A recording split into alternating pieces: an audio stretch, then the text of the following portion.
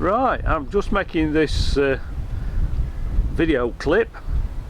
I've just completed 10,000 miles on my Triumph Bonneville T120 and I just thought I'd do a bit of a review.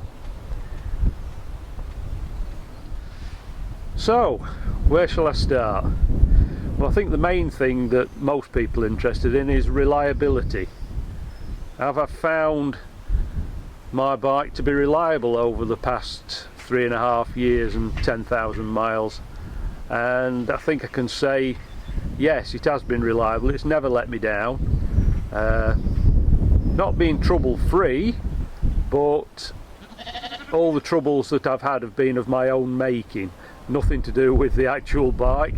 Some silly things that I've done, modifications and things, but no, as the bike stands, it's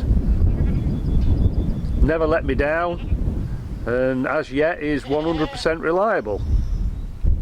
As I said, I've done quite a few minor modifications and one or two major ones. The major ones are the front brakes.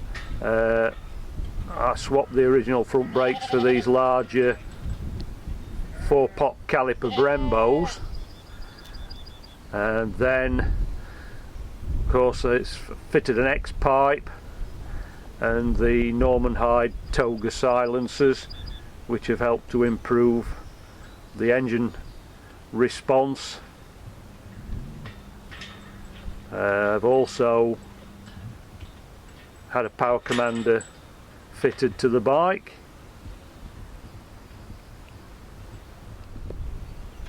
With regards to the durability of the finish on the bike, I've got no qualms whatsoever. There's no rust anywhere. The alloy's still in lovely condition. All the nuts and bolts are still like new. The only thing I've acquired are one or two stone chips here and there, which you're going to get on any bike if you're riding it around, but nothing major. And no, I've got no problems whatsoever with it at the moment. I'm still running with the original rear tyre, although it is getting ready. It's squared off a little bit, but nothing too drastic. Original chain, which is showing no signs of corrosion or any damage. Keep it well lubed. I always use a clear lube or a wax type lube rather than those horrible black things that spray everywhere and make a mess.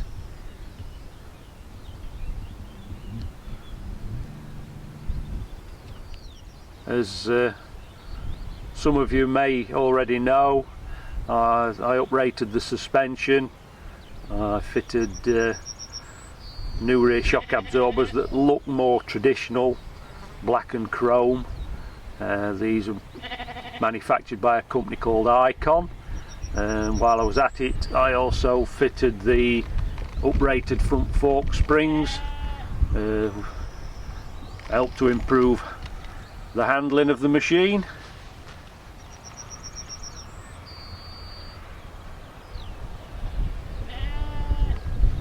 I've also fitted low flat Vincent pattern handlebars rather than the higher standard bars, and to help give it a more relaxed riding position, I've also fitted rear set foot pegs, which just get your feet back about an extra 4 inches or so and lift them up a little bit. Work really well with the flat bars. And hopefully, as you can probably see, the engine is still perfectly clean and no signs of corrosion.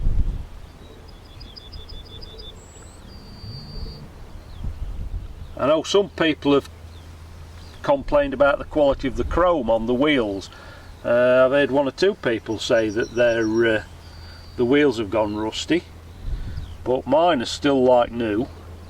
Do clean it fairly regularly and try and get any grot off, and as I've said previously, it's very rare I ride the bike in the winter. Not that I don't ride the bike in the winter. I have on occasion ventured out and made the mistake of going out when there's been salt on the roads, but I've found so long as you get all the salt and give it a really good wash and dry it well, I think that's the key, to make sure that it's well and truly dry before you garage it up.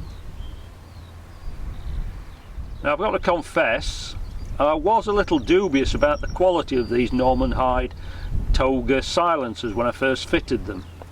The chrome seemed a little bit thin in places, and I wasn't expecting them to last all that long. I've had them on now, I would think, a couple of years, and now they're standing up well. No sign of any rust or flaky chrome or anything, but again, keeping them clean helps an awful lot. If there's one accessory that I've fitted on this bike that's got to be worth its weight in gold, it's this thing. It's this Fender Extender. It doesn't half help protect the front of your bike. Stops all that crud from flirting up the front of the radiator and everything. I was fortunate because when I bought this one, this is a genuine Triumph one, and it fits really well. Unfortunately, for some strange reason, they don't sell them anymore for the T120. But there are plenty of other firms making them. Just how well they fit, I don't know. But certainly a worthwhile investment if you want to keep your bike reasonably clean.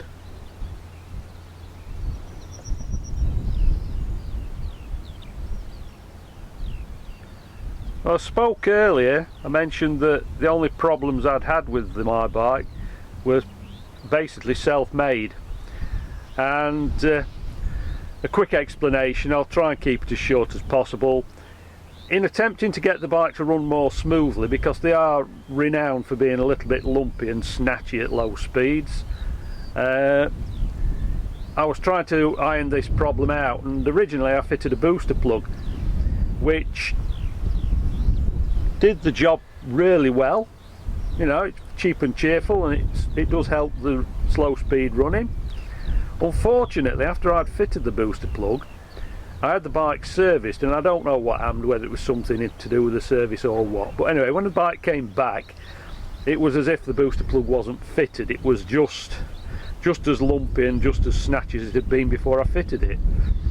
After a lot of messing about, didn't seem to get very far, so in the end I decided to fit a power commander, which I fitted myself, and I took to have it tuned, and it didn't cure the problem. Unfortunately, I was still having problems.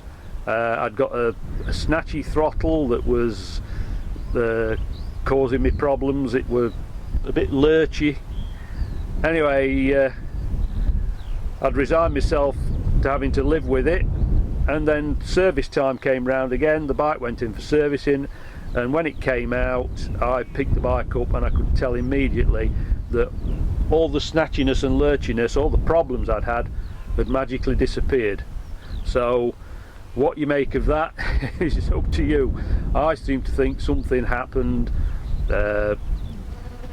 between servicings, because unfortunately I never told them that I'd fitted a booster plug when I first took it in to be serviced.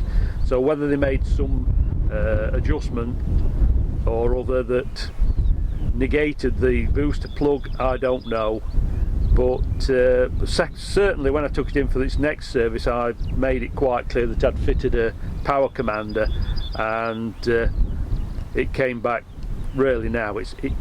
I don't think you could get it running any smoother. You can poddle along at 15-20 mile an hour in second or first gear, and there's no lurchiness or snatchiness whatsoever.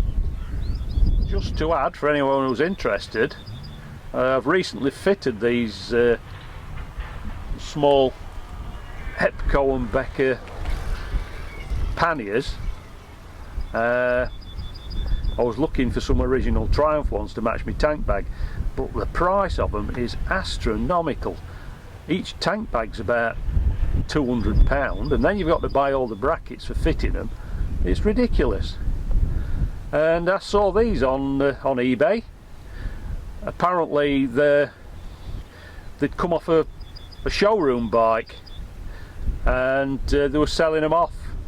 I picked these up, both panniers and all the mounting brackets and everything, for £199, and they retail at nearer 300.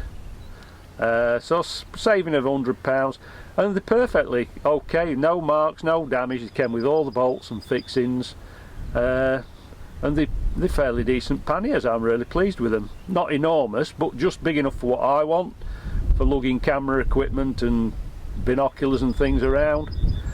And I noticed the other day they're selling another set exactly the same at exactly the same price.